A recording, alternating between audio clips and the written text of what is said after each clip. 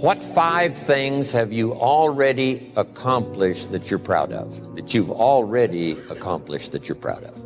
Next question.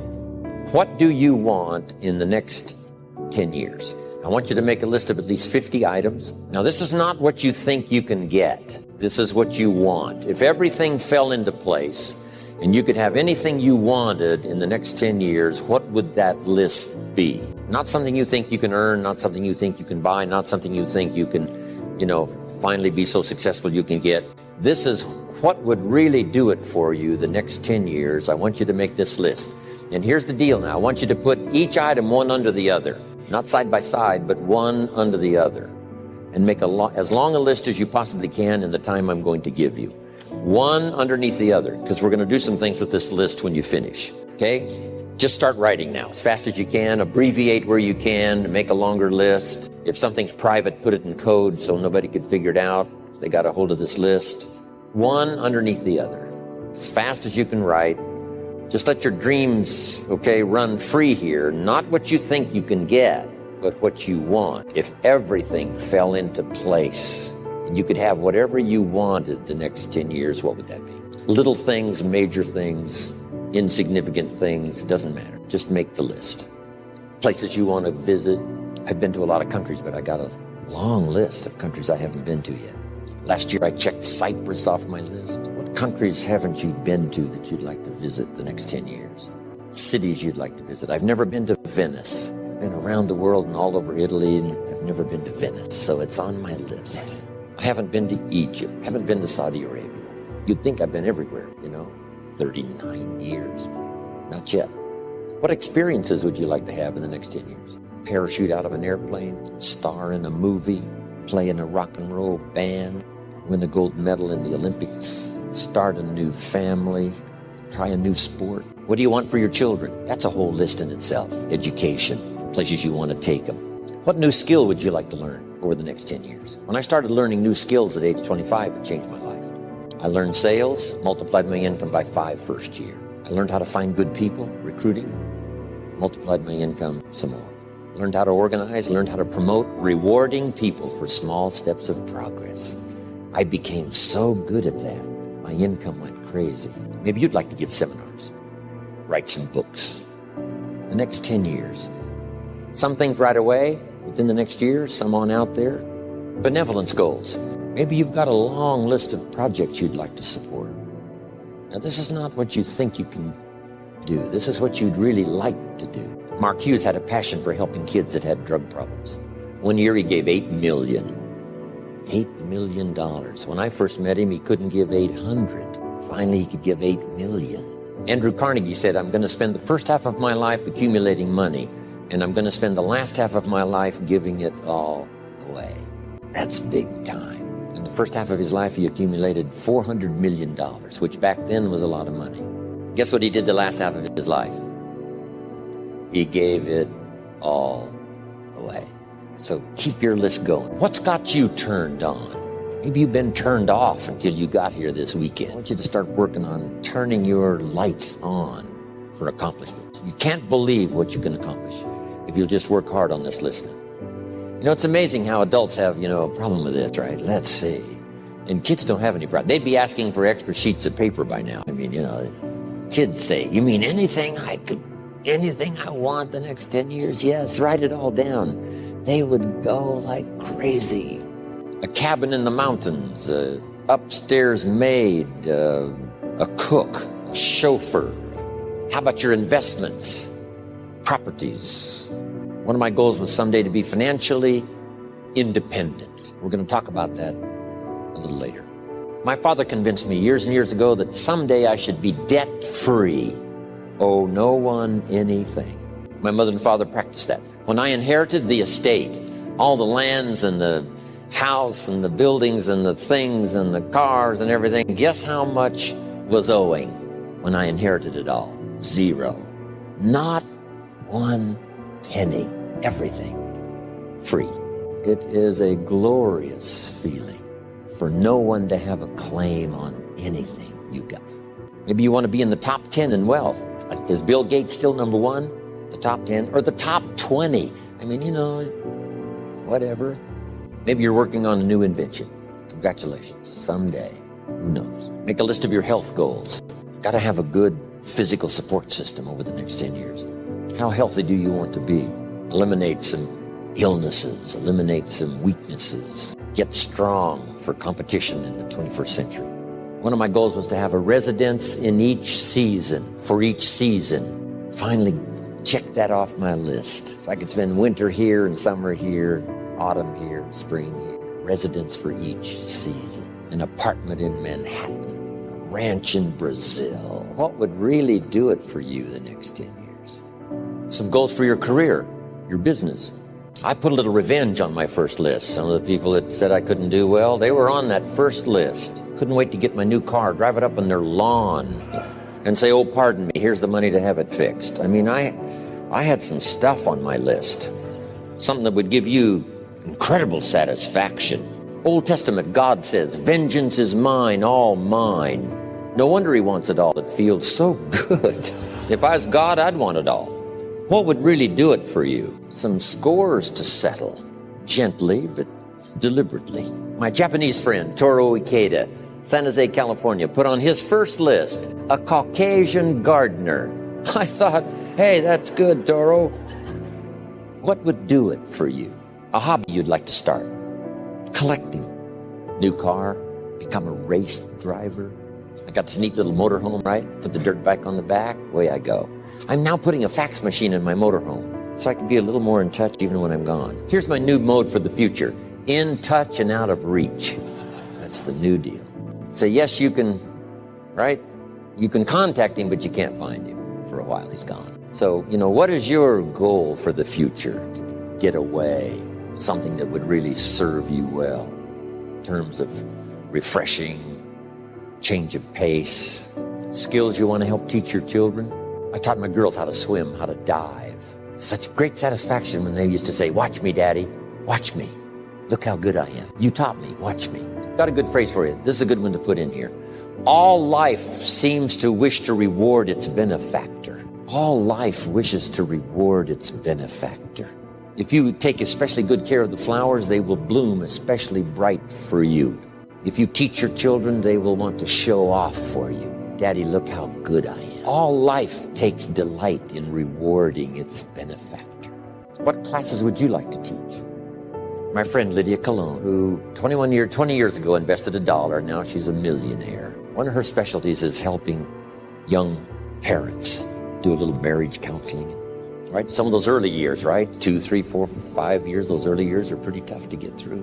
What specialty would you like to learn? Make a contribution to society. Make a contribution to your community. Does most everybody have a list of 50 now? Okay, that's almost everybody. Okay, now put a little star there, right? That says you can continue this list. This doesn't mean this is all you get. Say, no, this is just to get you started. Because I promise you, when you get back home, you'll think of 50 more and 50 more and 50 more that you couldn't think of while you were here. And this list can grow and grow and grow. Now, here's what this also means. If you have a lot more time than we have today, you can take plenty of time to just have people make as long a list as, possible. Okay, now we're going to do some things with this list. Here's the next exercise. I want you to look at each item on this list you've made and give each item a number. The number being a 1, 3, 5, or 10. And this is why. I want you to look at an item and say, I think that would take about 1 year. Another item, you say, I think that would take about 3 years. Another item, I think that would take 5. And another item, looks like that's going to take 10. Give each item now a number of what you think it might take to achieve that goal. A 1, a 3, a 5, or a 10. Just somewhere close. Doesn't have to be exact. That's about a 1. That's about a 3-year goal. That's about a 5-year goal. That's about a 10-year goal. If it's less than 1 year, just make it a year. If it's more than 10, just make it 10. 10 plus. So running a marathon. Now, as soon as you've given each item a number, I want you to now go through and count them. How many 1s? How many 3s? How many 5s? How many 10s? And then just make a little list of those numbers. How many 1s, 3s, 5s, 10s? This is going to be interesting. How many of you had no 10-year goals? Okay, quite a few, right? Isn't that interesting? Here's what that means. You're not thinking out that far. You're thinking more short-term than long-term. If someone had 0, someone had 14, that's a lot of difference in thinking long range. So that's all that's for, is just to help you to think more long range. Okay, Now, make these notes. When you've accomplished some goals, you need some more to accomplish. Next, it's very important when you reach a goal that's significant or important to you to celebrate. So just jot that down. Celebrate a significant accomplishment. Or it doesn't have to be that significant. If it's important to you, it doesn't have to be world-changing or life-changing. If it's just a goal that's really important to you, you finally reached it. Celebrate. Now, hopefully on your list of goals, you had some family goals. And if the family together finally reaches a goal, jot this down. Celebrate with the family. And if you're checking it off, let each member of the family put their check mark on this goal because the whole family worked on this one. Now, here's what this will do. It will help each member of your family to make a longer list of goals. Wow, if we can accomplish this, think of what else we could do. The same is true of you individually.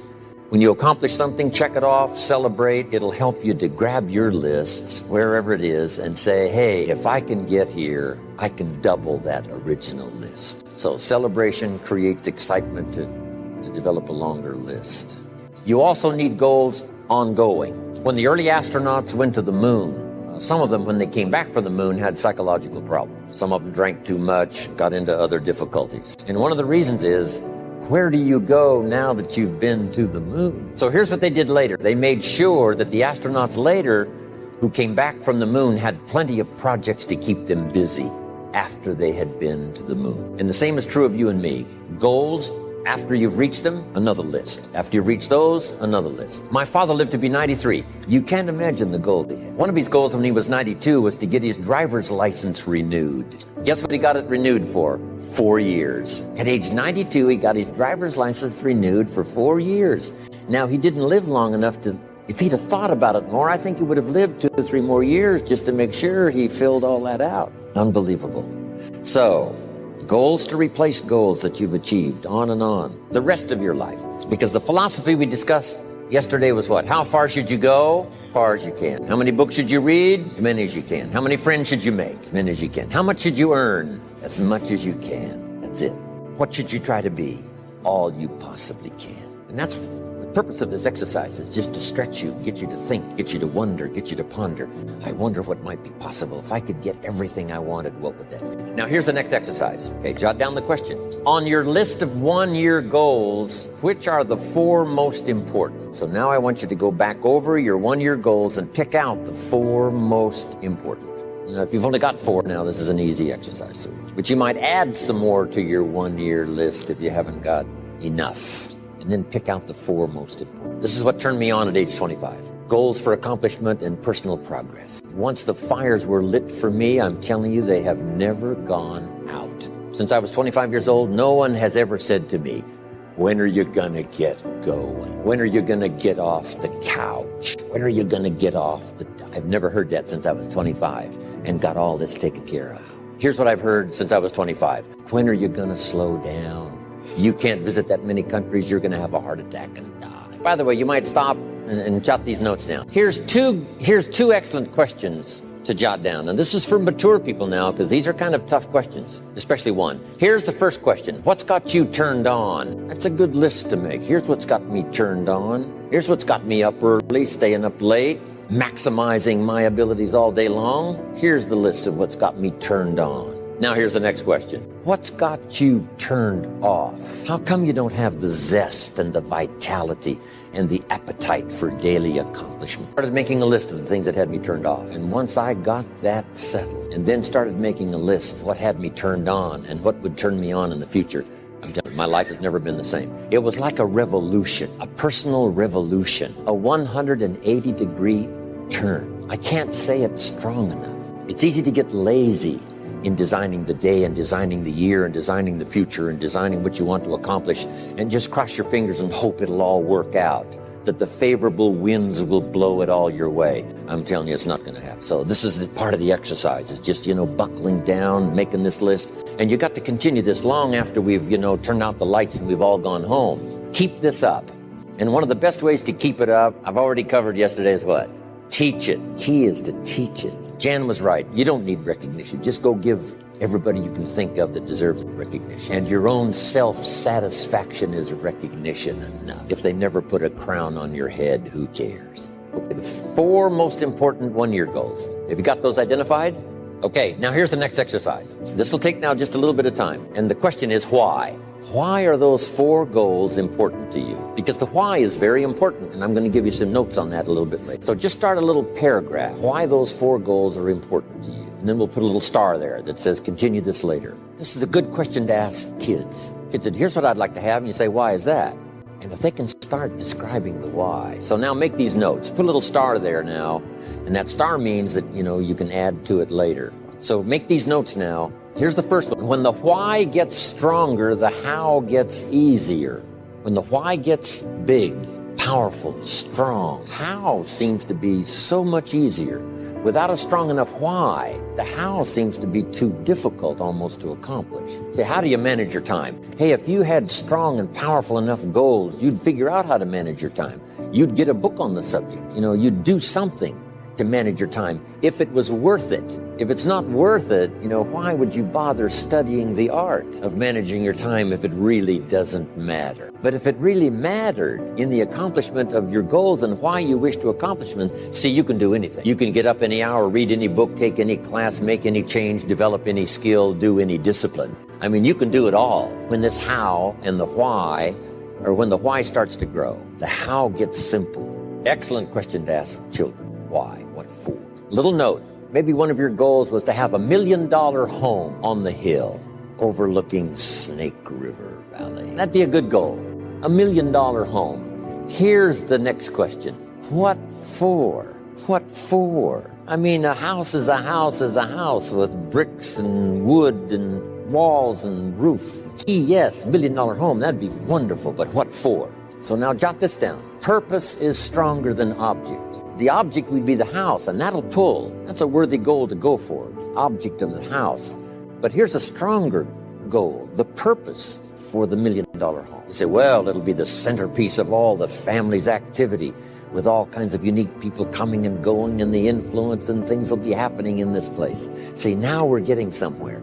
So if you got that line, it's one of my best for the whole day. Purpose is stronger than object. It's okay to have plenty of objects to go for on your goal list, but always keep asking yourself the question, and sometimes it's good to just write it out. Here's why I want this money. Here's why I want this place. Here's why. And you start developing those reasons. And I'm telling you now, this starts to become incredibly powerful. Now here's some more notes. Some of your goals should be personal development. The person you wish to become. Develop skills that make you attractive to the market. Develop the temperament and the attitude that makes you attractive to the business world.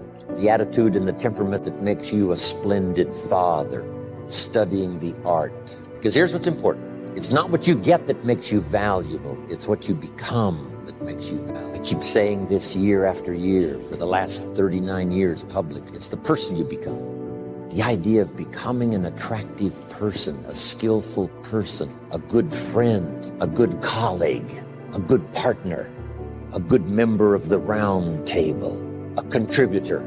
See, that's the key, the person you become. Okay, now here's the next exercise. Isn't this good stuff? I'm telling you, this stuff changed my life, altered the course of my life, from milking cows to sitting on this stool.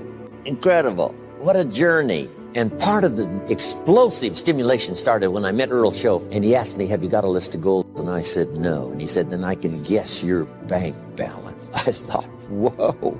I immediately started studying the art and the accomplishments of it helped to change my life. Now, here's the next exercise. I want you to look now at the whole list that you've written and the exercises we've done. Now I want you to answer this question. What kind of person must I become to achieve all I want? And I'll give you time to write that down now. What kind of person must I become to achieve all I want?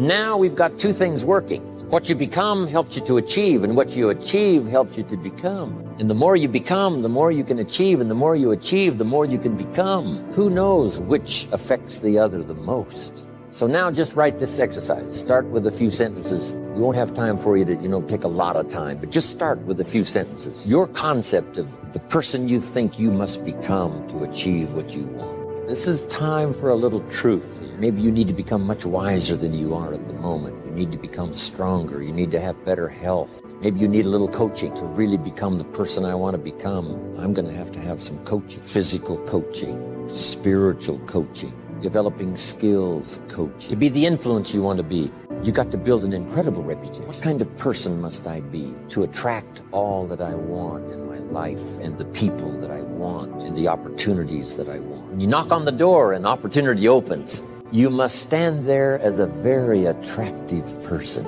or you may not be invited. One of the most mysterious and unique phrases that Jesus ever used. Here's what he said. I stand at the door and knock. And if you opened the door, would you probably invite him in? This extraordinary person. You say, wow, yeah. And he said, if you invite me, I'll come in, sit down, talk things over. For you to be that kind of attractive person, that if you knocked on the door of opportunity and it opened and you stood there, would you be the kind of person that opportunity would say, come right in and sit down and let's talk about the future? What kind of person?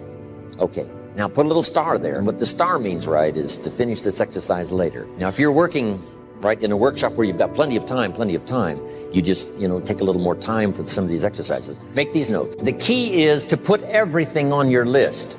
Now, the key is to take it out of your head and put it on paper. You can dream about what you want, but when you start committing it to paper, now it more formalizes. Information now starts to make a composite of an idea. And ideas can turn into hotels. Ideas can turn into enterprises. Ideas can turn into a fabulous career. We need the information. We need the stimulation. But then you'll learn now later to start putting everything on your list. Now, jot this down. It's very important, if something's not that important to you, to take it off your list. You don't have to accomplish this whole list. But if you had 100 items on your list and you accomplished 80, who cares about the other 20? If you got the biggest share of what you went for, wouldn't that be enough? And the answer is probably yes. It'd be overwhelming. So you can rearrange this list. You can change it. You can tear it up and start over. You can say, oh, last year I thought this was so important. That's not important to me anymore. The things I've learned in the last 12 months, I've changed my whole goal list. I thought this was so it. Okay, now here's the next note, and we're wrapping it up now. Here it is. There's two great words of antiquity everybody should learn. Here they are. One's positive and one's negative. And we studied a bit about that yesterday. Positive, negative. Here's the positive word from antiquity. Behold. That's the positive word. Behold the possibilities. Behold the opportunity. Behold the future and give it design. Behold and look at the chances you've got. Behold, spring has come. Behold, the day has arrived and the sun is shining and the shadows are fleeing away. Behold, the next person you can meet might be your friend for life. Behold, the next person might be a colleague forever. Behold, that's the positive word, behold. Now, here's the negative word, beware. Now I want to give you a sentence to jot down that's very valuable for this weekend session. Here's what it is. Beware of what you become in pursuit of what you want. Beware. All of our lives, we have to deal with behold and beware. When a kid goes to school, it's behold the opportunity and beware the dangers. Behold and beware. So beware of what you become, pursuing what you want. Some things I went for in the very beginning cost me too much. I got so obsessed with some things that I found out later the price was too big to pay. If I would have known better, I never would have paid. But sometimes we learn when. So don't become so obsessed with something that you lose your sense of reason or it costs you your friends. Don't be so obsessed with something that you compromise your virtues and your values. The story says Judas got the money. You say, well, that's a success story. No. It's true, 30 pieces of silver was a sizable sum of money, but it was not a success story. His name was Judas. Doesn't that ring a bell? It makes all the difference in the world. Judas got the money. Here's something interesting about the story of Judas. After he got the money, he was unhappy. Someone says, well, if you had a fortune in your hand, why would you be unhappy? And here's the key. He was not unhappy with the money. He was unhappy with himself. Here's a key phrase. The greatest source of unhappiness is self-unhappiness. It's not from outside the things that make us unhappy. The greatest devastating unhappiness is to be unhappy with yourself. Now, a mild form of unhappiness is constructive. The desperate form of unhappiness is destructive. It's like worry. We should all worry a little, but not let it destroy our lives. If you're in New York about to step off the curb in downtown Manhattan and the yellow taxi's coming, best you worry enough to get your feet back up on the curb, lest you get yourself wiped out. So it's called caution, but not undue caution. It's called fear and worry, but not the worry that kills you, not the worry that destroys you. It's like hate. You don't need to hate your job. Save your hate for the important things like evil, like the weeds that attack your garden, like the diabolical ideas that try to entice your children. You don't need to hate everything. I hate this, I hate that. That's the misuse of your hate. Save it for the things we really must hate. But this is so important now to beware. Judas was so unhappy, he tried to take the money back. They said, heck with you, we got what we wanted, you got what you wanted out. They threw him out with his money. Now he becomes so desperate, he goes out and hangs himself for what he did. He became a traitor. So that's the caution now. If Judas could speak back to us in any kind of clear language, here's what he might say. Beware of what you become in pursuit of what you want. Don't sell out. It's not worth it. And now here's the last note. If you'll start this glorious journey of being meticulous, deliberate, and hardworking about setting your goals for the day, setting your goals for the month and the year, setting your goals for your family and yourself and your business and your colleagues. Start thinking forward. Here's what you will become. A major contributor, not only to yourself, but a major contributor to others. And that's exactly what you want. Here's another little subject before we quit this now. I just mentioned it a little earlier before we started this class. Jot this down on personal development. This is especially for married people that have children. If you're married and you have children, I got some great advice for you. Here's the best I can give you. I'm not a counselor, but this is great stuff. Here's number one. If the parents are okay, the kids are okay. Chances are high, odds are high. If the parents are okay, the kids are okay. Your own self-development is the best contribution you can give to your children. Not self-sacrifice, self-development and contribution. Self-sacrifice usually earns contempt. Self-development and self-investment earns respect. I used to use the old phrase, I'll take care of you, you take care of me. I found out how short-ended that was. I changed it, and Bob Cummings, the old movie star, helped me to change it. Here it is. I'll take care of me for you if you'll take care of you for me. The best contribution I can make to you, if you're my friend, is my personal development. What if I become 10 times wiser, 10 times stronger, 10 times better, 10 times more unique? Think of what that will do for our friendship. If the parents multiply their own personal value by 2, by 3, by 5, by 10, what would that do for their children? Wow. If the parents are happy, I'm telling you, the kids will be happy. If the parents engage in unique lifestyle, don't miss anything. Drink deep of the cup of whatever's available. I'm telling you, if the parents are okay, the kids are probably going to be okay. Wow. If you're on an airplane, the stewardess says, if we run out of oxygen, these masks are going to drop down. And then she says, make sure you take care of your children first. No. Would you underline no? Would you underline no? No. Have you got that? You should take care of your children first. No. It says put your mask on first. You take care of yourself first. Then you assist your children. And I just mentioned that would be a good title of a book, wouldn't it? For parents, put your mask on first. Isn't this good information? The best contribution to your company is your self-development. The best contribution to your husband or your wife is your personal development. To become all you can become, as wise as you can and as kind as you can and as unique as you can, that's the best contribution. Not self-sacrifice, self-development and self-investment. Maybe that little talk might be worth the price of the weekend for the time and the money. It was helpful for me.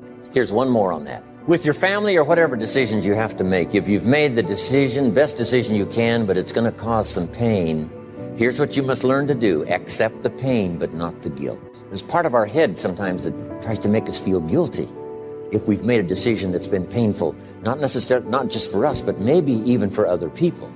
But it had to be made. So here's the key to accept the pain, but not the guilt. because it's not pain that destroys you. Isn't that goal setting session fantastic? I mean, this is life-changing stuff.